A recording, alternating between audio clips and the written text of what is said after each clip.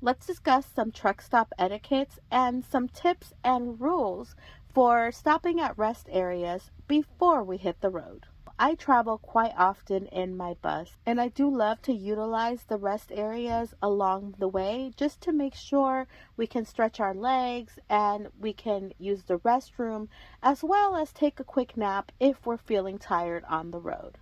Now, I know this might be a little bit of an obvious tip. However, make sure that you pick the right side to park. If you're traveling in a vehicle, there is usually a area that is designed for vehicles to park. So if you're traveling in a smaller vehicle, that is the spot that you would want to pick because usually there is a lot of truck drivers that are trying to fit within a smaller space. Now, sometimes we can't help where we actually park, or sometimes we're driving, smaller RVs that don't necessarily take up the whole span of a trailer space. So if that's so, you can definitely still park on the trucker side, but also be mindful if you can leave the other half of the parking space available for another trailer like yourself that may be able to utilize the other half of that space. That way you're not parked smack in the middle of a trucker's parking space and another mid-size RV has to park, in a completely separate stall, taking up two stalls from our trucker friends and those who truly need the larger spaces. So please be mindful of where you park your vehicle, and once you pick a spot, try to stay there, because if you're turning on your vehicle and turning it off, you actually may be disturbing your fellow travelers that may be napping or taking a quick rest. Some people stop to do some work while they're on the road. You never know who you're interrupting. So it's a good idea to pick a spot when you first get there.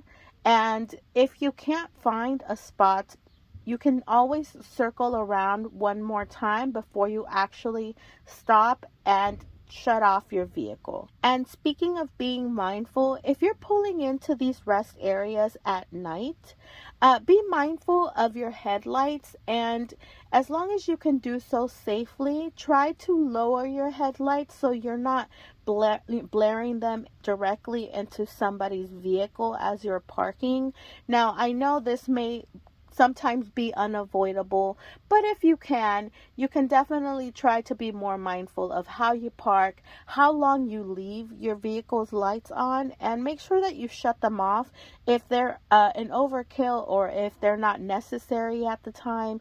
Now, a lot of the times we do pull over and we have to use the restroom, we have to use our phones, make phone calls, and some of us might want to watch some TV or, get on the internet and watch some videos. But just be mindful of your noise level when you're coming in and out of your vehicles while you're on your phone, watching TV, having conversations. All of these things can disturb your fellow passengers, along with the fact of people who travel with pets. Now, I actually travel with my dog Harley, as you guys know, and she is a barker.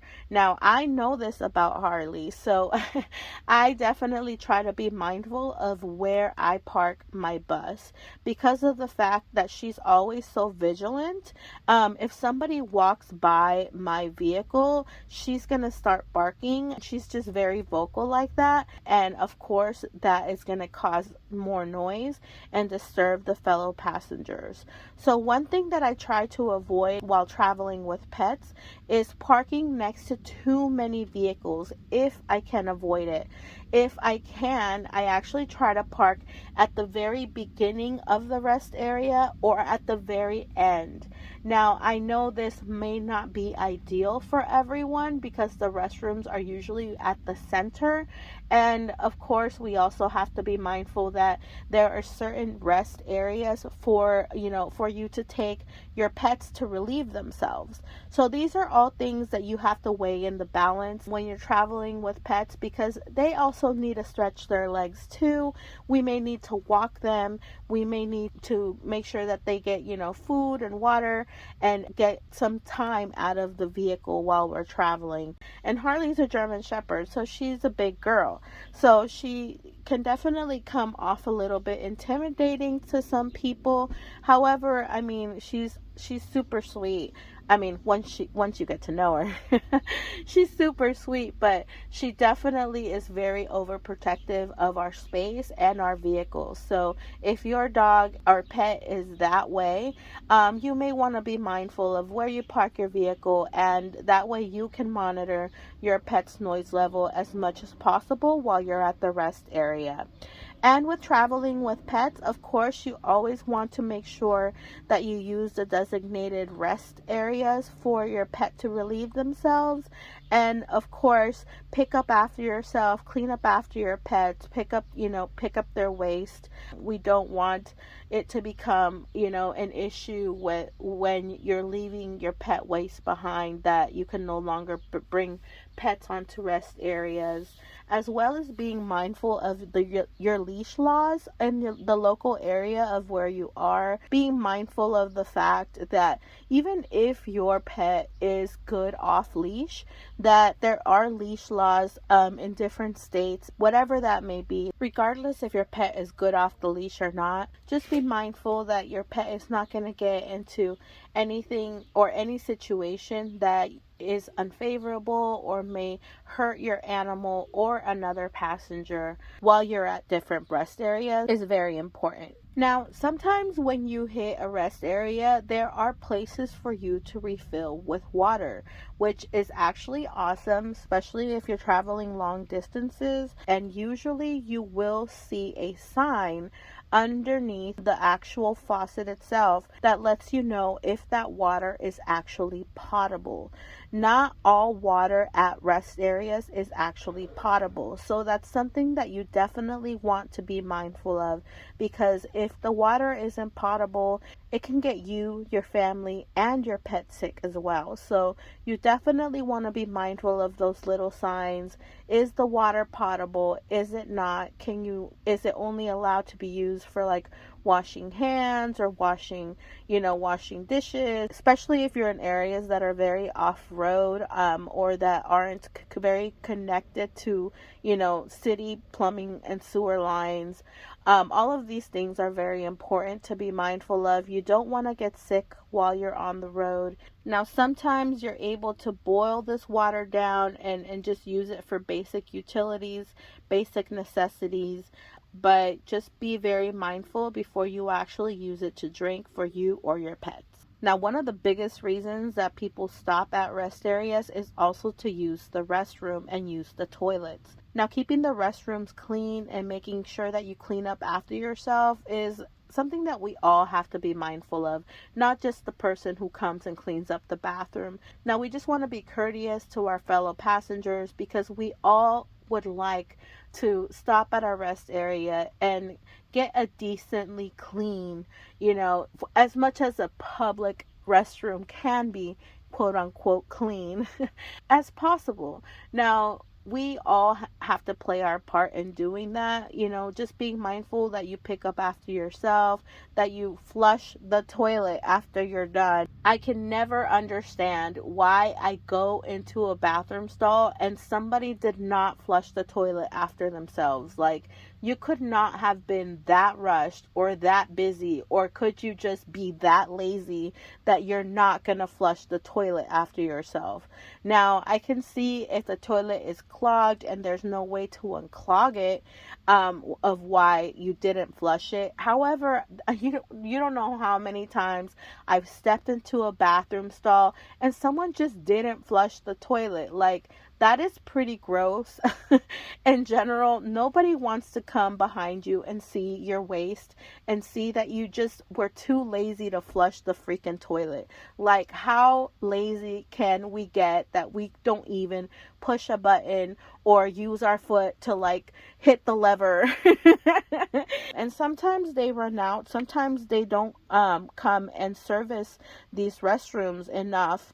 Or sometimes you just get a big rush and people actually take the toilet rolls with them. There's so many reasons as to why these bathrooms don't have toilet paper, or can become a little bit unusable in between them being serviced. So I like to be mindful and bring my own toilet paper and my own baby wipes just for general cleanliness. If I need to, like I said, flush the toilet or push a lever, you can also use, some tissue to do that with, so you're not using your bare hand.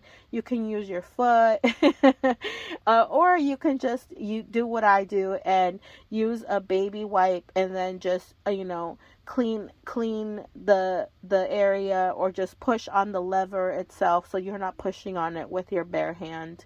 And of course, it's just nice if you for some reason leave a mess somewhere around the toilet to clean it up after yourself. It's pretty gross when I get to a restroom. And however, like if you are, especially if you're on your cycle, ladies, if you have, other things going on that you want to make sure that, you go after, clean up after yourself, because no one wants to come to the remnants of your waste when they come and want to relieve themselves and they've been on the road for a long period of time. Be courteous to the other travelers. Like I said, this is all about etiquette, and this is all about being mindful of how you would want to find a stall when you get into it and need to use the bathroom quickly.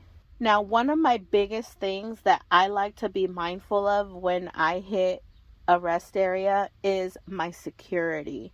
Now, you may be in the middle of nowhere and you may not be the only vehicle that is parked there, or maybe you were when you got there, and then when you wake up there's other vehicles there. You just have to be very mindful and play it by ear when it comes down to security. I travel with my dog, so that actually helps with security immensely, because she always lets me know, like I said, by barking if there's someone around my vehicle, or if I'm walking her around, then of course, she's always very vigilant. So being mindful of your surroundings and who is around you, because honestly, ladies, or just anyone who's traveling alone, security is a big factor, especially when you hit rest areas, because there are thousands of people that come through different rest areas in different parts of the country, and you don't know how many times there's been people who have been reported missing, or have been kidnapped even, because of their lack of being mindful of security, or who's around, or who may have been following your vehicle and may have noticed you, or may have just noticed your vehicle and noticed you were traveling alone. Another one is, when you first get out of your vehicle, take a look at your surroundings. Who is parked at the rest area? Does a vehicle look familiar? Have you seen this vehicle on the road before? All of these things are, very important things to be mindful of. Is it the same car that's been, hitting the same rest areas for the past, 50 or so miles? What I like to do is, when I first get out of the vehicle, I take Harley out of the vehicle and walk her around for a bit first and let her relieve herself. And at that time, I actually like to walk around and see which vehicles are parked in the area. Now, once I'm done with that, I'll put Harley back into the vehicle, and then I go and use the restroom. I like to know who's at the rest area first before I even leave my vehicle and I leave my surroundings, even if my pet is inside.